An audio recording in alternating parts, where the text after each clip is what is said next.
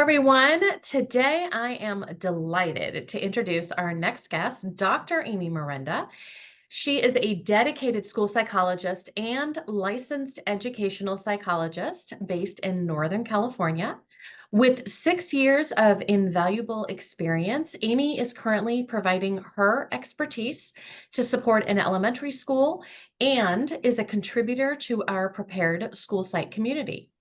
Her commitment to her profession extends beyond her daily responsibilities as she takes joy in supporting fellow school psychologists.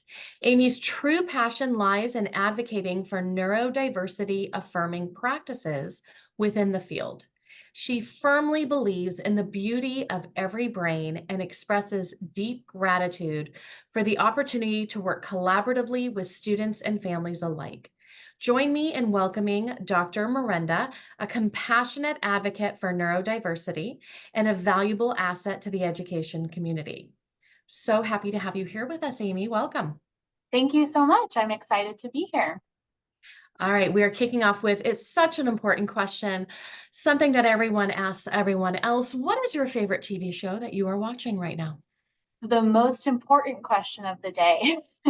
Okay, well, I am getting ready for the next season of Abbott Elementary, and so I'm rewatching some of the old ones. Have you watched it, Jenny? I'm a big fan. Yes, I cannot Okay, wait for the next season. I think it comes out in February, early February. So mark your calendars.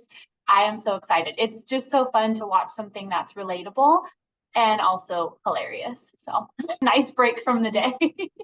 Well, and I remember when I watched it, I was curious about you. When I originally watched it, I watched it as it was actually on TV. Yes. So I had to wait like the week in between. It's And I terrible. think we're so used to all the streaming services. Like, I think one of the benefits of going back and rewatching it is you could just watch them all right in a row and kind of get that continuum of the Oh, show. totally. No, we're so lucky to have all the streaming services that it's like, okay, what's going to happen? And then you watch like the little relationships form and you're like, I just want to know, like, just are you guys together? What's happening? What happened with your student? You just want to know so much. So, and there's been quite a break. So I'm excited for it to keep coming on. It's very soon. It's going to be good. All right. Well, in one sentence, how would your colleagues describe you as a school psychologist? You know, Jenny, I was thinking about this question and it's not easy. I think they would describe me as somebody who is passionate and efficient at the same time. So I definitely come into situations with a lot of energy about things, but I also am definitely of the mindset to get it done and get it done well. And that has its strengths and weaknesses, but it definitely is something I'm known for at school. So I would say someone who's passionate and efficient at the same time. And I'm curious, when you thought about that question, the term colleagues, who were the colleagues in your mind as you were thinking about that? Because That's a that good can mean question. so many things, right? Like we have all of our school psychology colleagues, but they don't actually get to see us work. Correct. Right? Oh They yeah, I only did get not to, think about that. yeah, we only get to kind of hear about them in like professional development and in meetings and stuff like that. So were you thinking about your school as a whole? Were you thinking more about your assessment team members? I'm just kind of curious.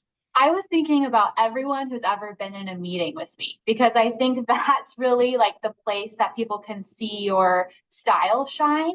You know, we're so independent in our role that when we do our organization, our assessments, our counseling, we're pretty much by ourselves. So I was just thinking about all the meetings, all the people. So teachers, families, you know, administrators. And I tried to think across. I've been at several schools in my 6 years, so thinking across schools, what something they might say.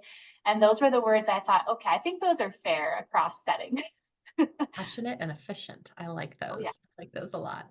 Well, we kind of talked about it a little bit in your intro, but do you want to remind everyone, how long have you been a school psychologist, and at what point in your journey did you really become interested in or focused on this topic of neurodiversity? Yeah, so I have been a school psychologist for 6 years. This is my 6th year, and I've always been at elementary sites. And this year I'm actually working a little bit of a reduced contract because I just had a baby. So, but in the middle of the 6th year, I started becoming pretty passionate about neurodiversity affirming practices. I want to say about 2 years ago is when I really was started to dive into the movement itself, which we can talk more about. But as I learned more about it, it resonated so deeply with me because the concepts are things I inherently am passionate about naturally. So it was more of learning the terminology that's used to discuss these things that I've been so passionate about the entire time. So technically, in terms of the movement itself, the terms that are used, how to really apply this knowledge to my practice, I would say a couple of years. Really during COVID is when I started like listening to more books and reading more articles about it because we kind of, could have that time to dive in. But I've kind of just taken it from there and tried to apply it to my practice. Well, I'm just going to say that's a little surprising because I've known you for a couple of years, Mm-hmm. and the passion you have about this topic and the level of knowledge you have about this topic, I would have thought that your deep dive into this started a lot longer than just a couple of years ago because this is something that you love to talk about Yeah. so much right now. I think that is a testament to just how deeply it resonated with me. And as we'll talk more, the concepts, as of a couple of years ago, I could put labels to these things, but they were always things and thoughts and philosophies that I found myself practicing already or advocating for even before I was a school psychologist. So the the dive into it was more of, oh, this is what that's called. Oh, this is where that has come from. That makes perfect. So it's more of that like finalizing the understanding of the history of it and the terminology, more than just opening my mind to the idea, because I found that my mind was already there. So it's exciting to hear you say that because that's how I feel too, that this is something I've always felt really strongly about, but now can use the correct terminology and understand where it has come from and where it's going in a more theoretical stance as well. Well, I use the term already neurodiversity, but I know one of the terms you use a lot is neurodiverse affirming practices. Did I say that Yes. correctly? Mhm, mhm. Okay, so talk to me about this term. Awesome. So neurodiversity in and of itself is the idea and the thinking that every brain is different. So there is a normal or typical brain, and I use the air quotes for those of you listening, because what is normal? We could get into that. That's a whole other conversation. But in terms of comparing brains to each other's, there are some that are more typical in their profiles and some that are less typical. So they might stray from that typical brain. That could be emotionally, it could be in how they process information, it could be sensory, a whole variety of things. When I say neurodiversity affirming practices, that is really understanding neurodiversity, first of all. So, what is it? What does that mean in our field? But as a school psychologist, what am I doing to make sure that neurodivergent individuals are feeling celebrated, are feeling embraced, are feeling valued? So that's the affirming part. How am I in my practice making sure that those differences, those brain differences, are not just pointed out in the IEP? They're not just, oh, yep, that child has dyslexia, check that off the box, we're done. But more than that, how am I affirming that person and who they are to make sure they know that they are a valuable part of their school community, of the overall community? And it's been a wonderful opportunity to work with them. So that's kind of the affirming piece. And then, of course, applying it to practice. Okay. So I'm curious because I've heard you speak about this. I know you've Mm-hmm. spoken on this topic in a variety of different settings, some of them within our prepared school site community. I think you got to talk about this in one of our summer boot camps as Yeah. well. And I'm kind of curious because you mentioned that you've really, probably other than your internship and practicum experience, really been focused at the elementary level. Yes. Mm-hmm. And when I think about psychologists who work at more the middle school and high school level, a lot of times the students themselves are part of the IEP meetings, right? So they get to Yeah. hear a lot of this information. And typically at the elementary level, they're not included in meetings, right? I'm not Yeah. saying never, but Yeah. typically we're not having first graders sitting in at their own IEP meetings. So I'm curious because part of what I heard you say was about really making sure like the student themselves is feeling Mhm. affirmed. So how are you able to do this? I mean, elementary, you've got such a wide developmental level there.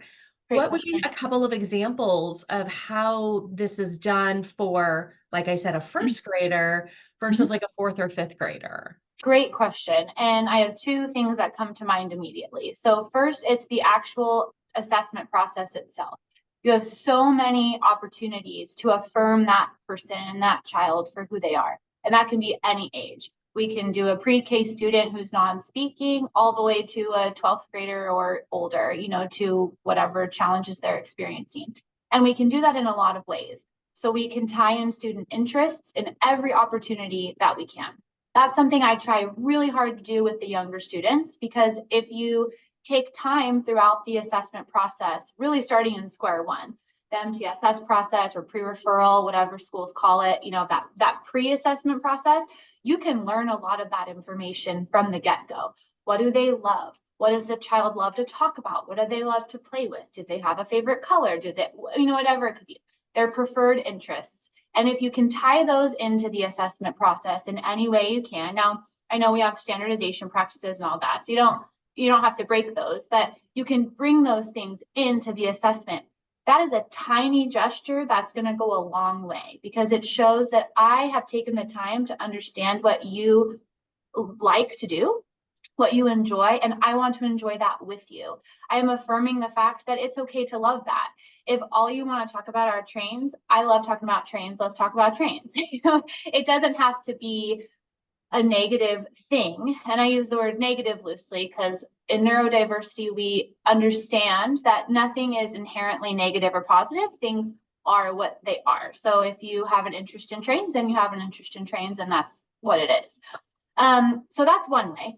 And then another way that I try to make sure all students of all ages feel affirmed is outside of that direct assessment, my interactions with them. And I'd like to make one more comment about that before I move on. One time I was in a training with Dr. Pfeiffer of the FAR and the FAM and all that. And he said one time, I'll never, ever forget it. He said, when you are assessing a student, it is your job to make them feel like a rock star the entire time. They should always know that when they're with you, they are just the highlight of the school. And I loved that because that aligns with this inherently. Like, that is the entire point. When you're with me, you are the best student here. You've got all these great strengths. I love playing with trains with you. I love that you love blue. I love blue. Look, my office has blue.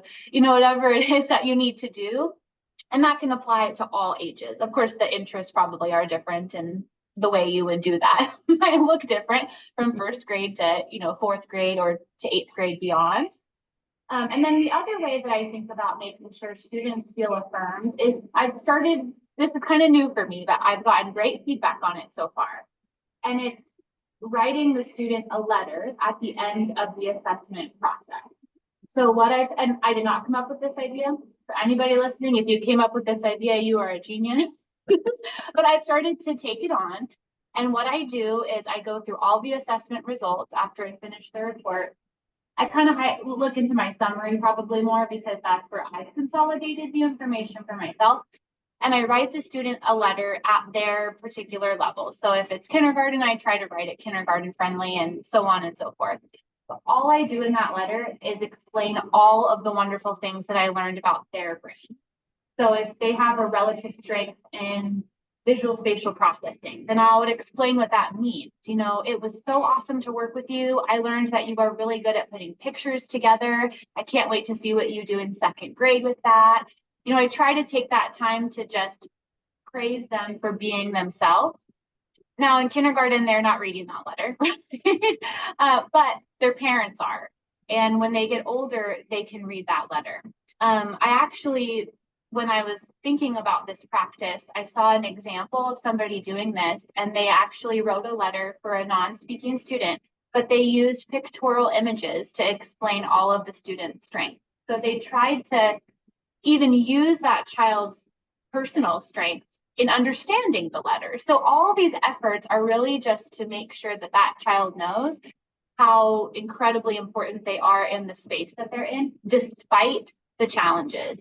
Now, not to say we don't talk about those, because that's obviously a huge part of our role as a school psychologist, but it is possible to talk about all the good things too. And that's something that I'm really trying to embrace more myself and share with others. I'm curious because obviously, like you mentioned, especially for kindergarten, the parents going to be involved Yeah. in these types of things.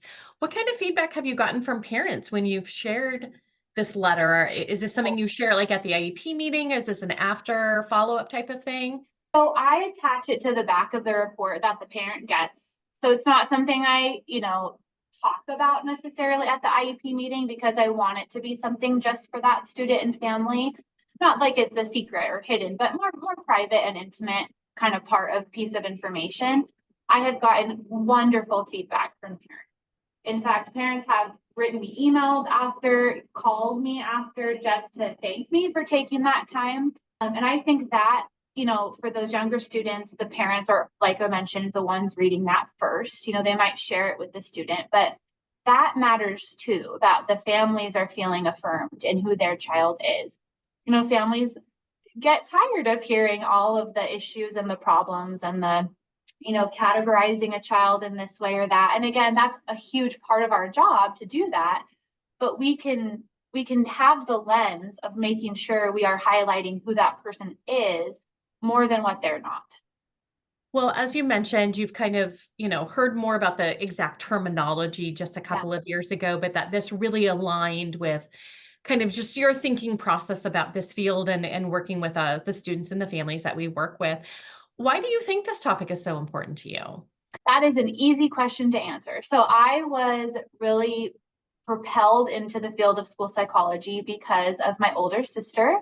So she has had her own ups and downs throughout education and life, and I've been able to watch a lot of her journey. And it was a challenging journey to watch simply because I felt always that school was a frustrating place for her and it was not a place that she necessarily felt embraced for who she was. And that has really followed her into the rest of her life as an adult. And I've watched my parents experience that too and embrace that too. My mom was a speech language pathologist for 30 years. And so she understands all of she leads IEPs, she's got the whole thing. But watching her participate in the process from the other side, from the parent side, was also very challenging for her because of the way my sister was experiencing life and education. So that was a huge impactful thing for me. I mean, it really transformed my purpose in life and in what I wanted to do. It is my whole goal as a school psychologist to not let families have that experience. We can talk about frustrating things, we can talk about heavy things, but I want them to know that they matter at the table and that their child is important for who they are.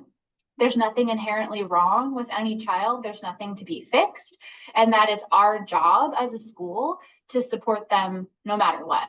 So having that kind of angle and sharing those things, even just saying that at a meeting makes a really big difference for families. And so as I've started to learn, like I was mentioning, more about the terminology of the neurodiversity movement, it hits so close to home because I've always been a big advocate for making sure we're not supporting the inequities around disability. A lot of people and systems, the education system is not unique in the fact that people with disabilities don't always get the same outcomes. They don't always get, and as school psychologists, we're advocates for that to help that process along. But really also just people in the community. I watch them, the way they talk to my sister and the way they interact with her, and just those basic things that I've always been a strong advocate for. So those words, even the word neurodiversity, as soon as I looked at the definition, I'm like, oh my gosh, like, yes, all brains are different. Doesn't mean there's a problem with that brain. That's just the way it is. And trying my best to teach students about this too, so they don't carry the weight of I am different and I am wrong. It's I am different and I have something to offer because of that. So it's a really lofty goal, but those are kind of the things that really drive me to keep learning about this and keep talking about it. Well, for school psychologists out there who maybe want to learn more about this topic, what are some actionable steps that they can take? fabulous question, because a huge part of the neurodiversity movement is listening to neurodivergent individuals. So I would recommend reading books written by autistic individuals, ADHD individuals, neurodivergent individuals across the whole neurodivergent umbrella. And I do want to put that plug in that a lot of times when we say the word neurodiversity, people think autism. Yeah. And that's not incorrect, but there are also other neurodivergences that would fall under that term too. And there's many, but we can kind of start to reframe neurodiversity as really just any brain differences. So, schizophrenia falls under there, dyslexia falls under there. And how many students with dyslexia do we work with? So many. So anyway, I digress, but really learning from folks that are neurodivergent.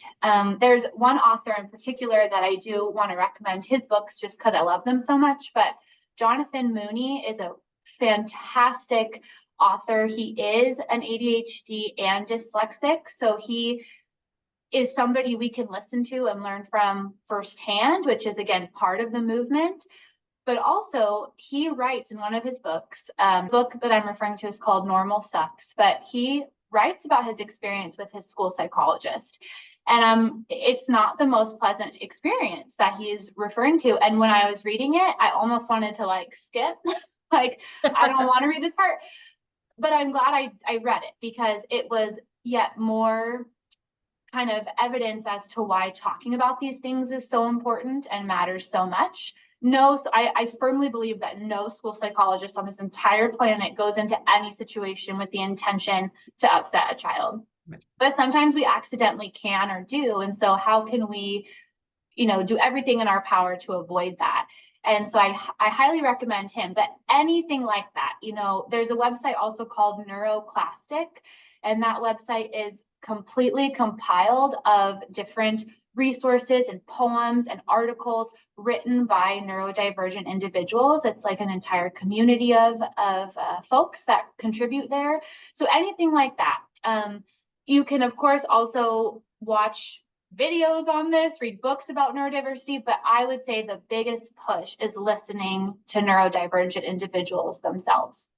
And for everyone who is trying to figure out how to write that down quickly enough, we are going to make sure that the book that Amy mentioned, as well as the website, are in the show notes so that everyone can just put down your pen and just listen here and be able to click on that.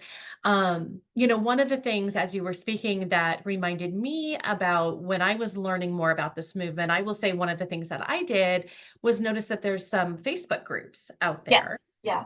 And, I think most of us are used to different rules in Facebook groups, or getting into them. There are some different kind of questions that they pose depending on where you're walking into.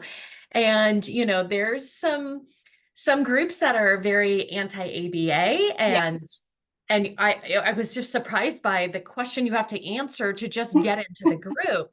But one of the things that I remember for so many years, it had been ingrained to use people first language, right? That we never said the autistic person, right? We were trying so hard to say the person with autism. Yeah. And I think that there's been this shift, and a lot of it comes from exactly what you were talking about, listening to people who are neurodivergent.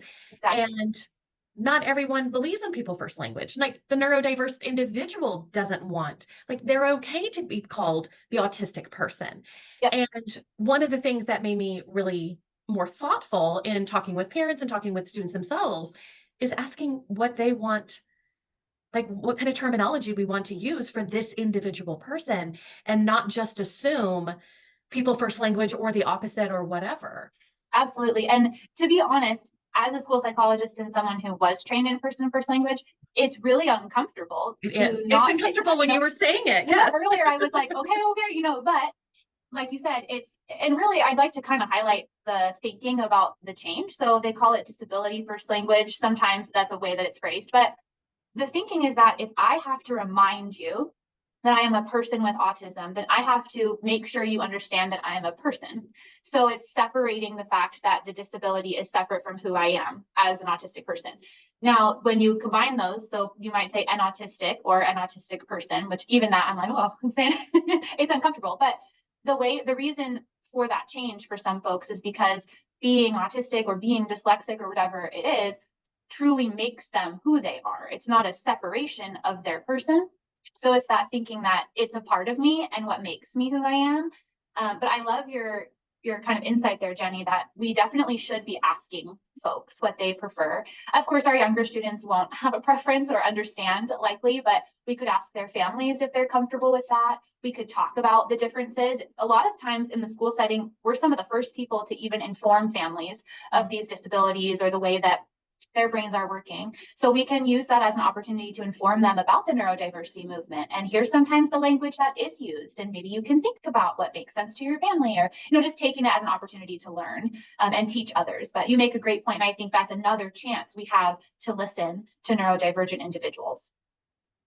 Well, I'm just kind of, as you were talking through that, I started thinking about all the wonderful resources that a lot of times, again, because we're usually the first that are talking about some of these different disabilities with families. And we're a wonderful, have a wonderful arsenal of resources for them. I'm curious, do you ever put in some of resources for this, like in your reports for I families? do.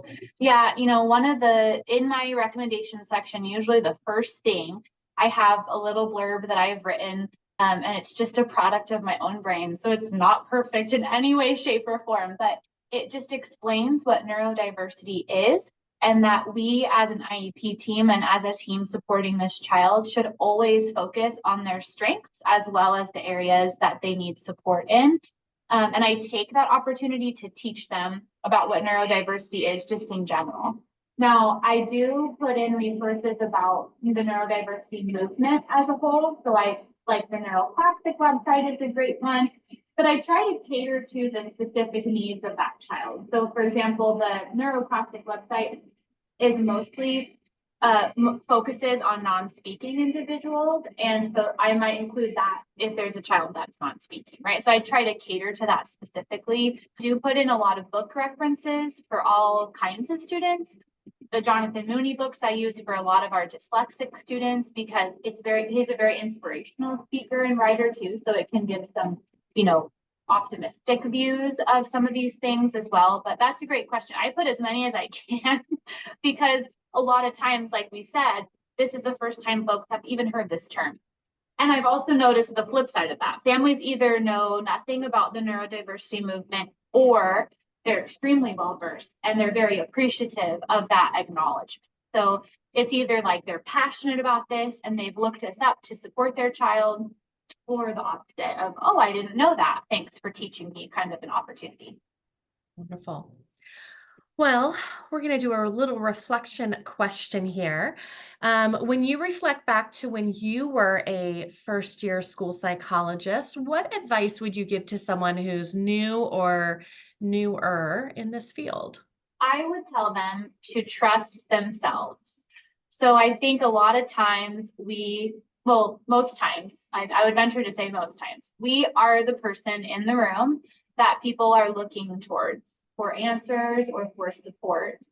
And it can be intimidating because, again, most times we're the only school psychologist there. We can't turn to our friend and be like, what would you say?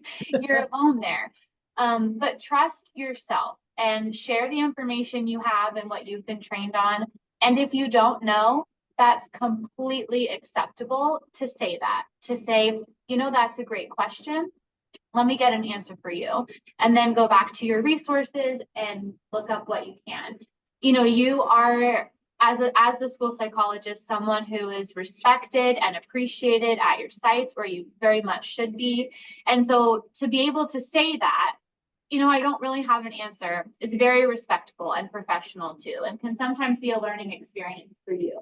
So that's something I try to do more of now instead of and trust me, I am one, I could talk myself out of a wall. I could figure it out. But sometimes we don't need to, right? We can just say, I'll look into that for you and get some information. Nobody's going to think less of you or think you don't know what you're doing. In fact, there'll be a lot of respect for that. So that's the advice I would give. Trust yourself and do what you know is right, because you know what to do at the end of the day. Well, our podcast is called The Prepared School Psychologist. When you think of that term prepared, what do you do to help yourself feel more prepared in your role? I Every time I leave my office, I do two things. I make sure it's somewhat tidy because when I come back in the next day, that makes me feel better, just personally. And then I also make a hour by hour list of the next day, what I'm going to do at what time. Now, of course, there's flexibility in that, but I want to make sure I've allocated my time well for the next day. I've already done that pre-planning. And so when I get there in the morning, mornings are difficult. We hurry up, we get to work, we make it there. You don't have to at that time look at your whole day, figure out what you're going to do because you've already done it. So it's a gesture you can do for yourself the day before that will help you be prepared and use your time very wisely. In my first year as a fieldwork student, my supervisor told me that every moment with kids should not be wasted. But as soon as kids leave, do whatever you want to do with your time. And she makes a great point, right? Because we only have access to kids for a certain number of minutes in the day. And that is stressful as a school psychologist. We have a lot to do, a lot of schedules to balance. What time does this class go? When does this grade go to lunch? We have a lot of balancing to do. So that's one way I try to make sure I'm prepared for the next day and feeling like I'm accomplishing what I need to accomplish. I love that. I heard someone talk about their goal for 2024 was to always plan tomorrow today. Yes, yeah. It's sometimes in the morning I'm like, thanks yesterday, Amy. You helped me. And that even if you're like just trying to get out the door, it's worth that few minutes of thinking about tomorrow. It's because it saves you hours the next day just to kind of tough it out for a few minutes for today. Well, as we're finishing up here, I just want to thank Amy, Dr. Merenda, for being here and sharing your knowledge. But I also wanted to let people know that inside our Prepared School Site community, if you also want to know a little bit more about this topic, you've actually created some different mini courses about this. I think we already have one in there, and then you're in the process of creating the second one, correct? Yep. Do you want to talk a little bit about like what is in those courses? Of course. So our first mini course is an introduction to the neurodiversity movement. So it talks about the history of the movement. I explain all the terminology that I've used today and some other terms that we use in the course itself. So that first course is really a foundation. Do I know what the words mean? Do I know where this has come from and some of the history of it? We also talk a little bit about the neurodiversity symbol and the history of that too. So it's a fun, just kind of wrapping your mind around what the words mean and where this has come from. The second course, I actually just finished creating it. It's going to be released soon. And it is about how we can apply neurodiversity affirming practices to the assessment process itself. So I actually walk through every step of the assessment, starting with that pre-referral all the way to writing the report. Every step, how can I be a neurodiversity affirming school psychologist in my observation? How can I be neurodiversity affirming when I am writing my report, when I am doing my direct assessment? So every step of the way. And then we're also going to create a third course coming out later in the year that's strictly going to be focused on sharing results at the IEP meeting in a neurodiversity affirming way. We talk about a lot of heavy topics as a school psychologist. So how can we do so through the neurodiversity affirming lens? What language can we use? We'll talk about some of those ideas like writing the letter to students. Maybe even you want to apply that to your IEP team, things like that. So we've kind of got the arc of understanding the neurodiversity movement and how to use that understanding as a school psychologist. But a lot of great resources in there, and I hope everybody enjoys it. So wonderful. So everyone who's already a member, or anyone who's interested in being a member, all of these different, we call them mini courses. They're about 2 hours or less.